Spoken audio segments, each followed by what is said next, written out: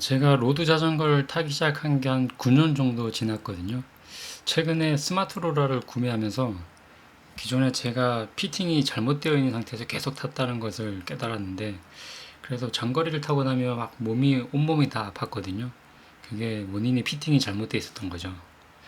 제가 실제로 피팅을 해보니까 피팅의 핵심은 이 스템이더라고요. 이게 기존 90mm인데 90mm에서 60mm로 짧게 바꾸고 나서 굉장히 편해졌거든요. 그러니까 이 스템이 그 오버롤 리치라고 하죠. 그러니까 안장부터 핸들바 사이의 거리가 안 맞으면 이 안장통도 발생하고요. 저 같은 경우는 필드 라이딩에서는 못 겪었는데 스마트로라 바꾸고 나서 얘가 전립선 통증이 오기 시작하더라고요. 왜냐하면 고정된 자세로 스마트로라는 계속 타게 되잖아요. 거기에다가 이게 그 피팅이 안 맞으니까 이 무릎 통증도 오게 되더라고요. 그것은 이제 클릿으로 조정하게 되는데 모든 걸 다 해봤을 때 이 스템 바꾸고 나서 다 해결됐거든요. 거기에 대해서 좀 경험을 좀 공유해 볼게요. 이 클립 같은 경우는 제가 막 얘를 거의 수십 번 뗐다 붙였다 뭐 위로 아래로 뭐 좌우 전열 다 해봤는데 그냥 제일 간단한 방법은 제일 밑으로 내리고 제일 바깥쪽으로 하고 안쪽으로 약간 좀 꺾어서 장착을 하면 돼요. 대충 이런 모양이 되죠. 제일 밑으로 제일 바깥쪽으로 그리고 사람이 걸을 때 약간 팔자걸음하니까 그 안쪽으로 이렇게 그러면 돼요. 이렇게 했을 때 요 스템 길이만 맞으면 그 무릎 통증이 없더라고요. 안장 높이는 그 체크하는 게 간단한데 여기 크랭크 있죠. 반대편에 보면 구멍 있을 텐데 거기 정중앙부터 여기 보면 안장 이 정중앙 위로 보면 여기 중심 있죠. 여기까지 높이를 재서 그 인심 곱하기 뭐 이렇게 수치가 있거든요. 그 높이로 재면 돼요. 저 같은 경우는 그 높이보다 0.7mm 정도 낮게 했거든요. 세팅을 하고 나니까 저는 기존의 안장을 좀 낮게 사용하고 있었던 거죠. 지금 보면은 약간 높였죠.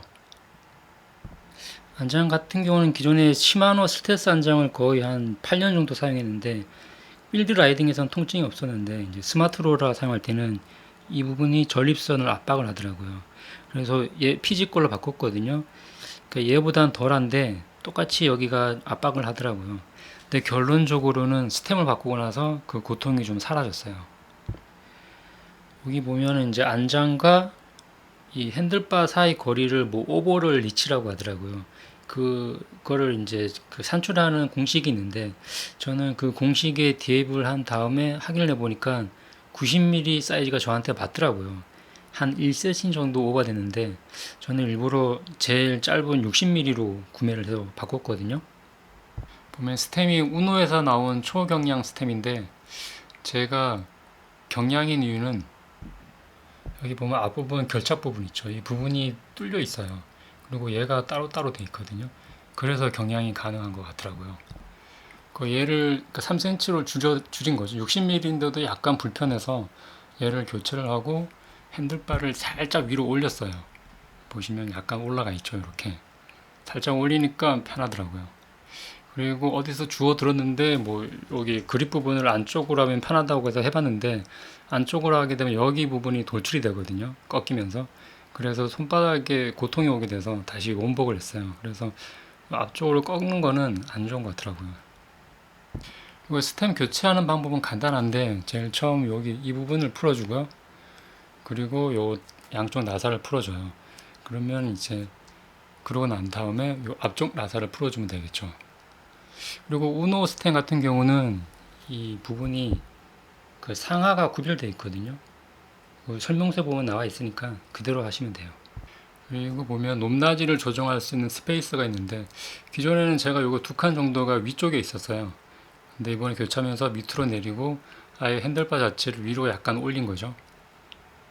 그리고 제가 안장을 교체하면서 발견한 건데 거의 9년을 모르고 있었는데 이상하게 그 자전거를 타면 비비 망가지더라고요. 근데 알고 보니까 이 비비 여기 보면 이렇게 고정하는 볼트가 있는데 거기에 쓸리면서 비비 손상이 된 거였어요.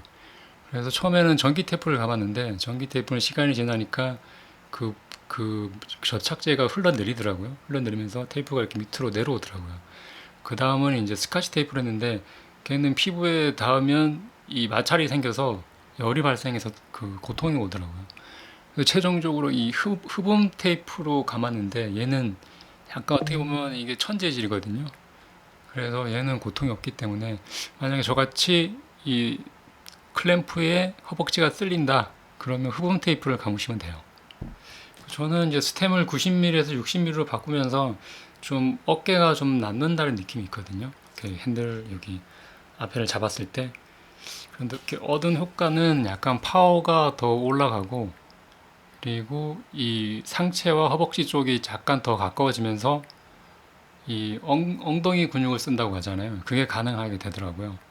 오히려 이 핸들바를 올렸지만 더 역으로 더 파워가 올라갔어요. 그리고 저는 스마트 로라를 평균 2시간 정도 타거든요. 1시간은 워크아웃하고 1시간은 프리라이딩을 하는데 기존에는 2시간을 타고 나면 온몸이 아팠는데 요 스템 바꾸고 나서는 그냥 허벅지만 약간 뻐근한 정도? 그 정도로 이제 전체적인 고통이 사라지게 된 거죠.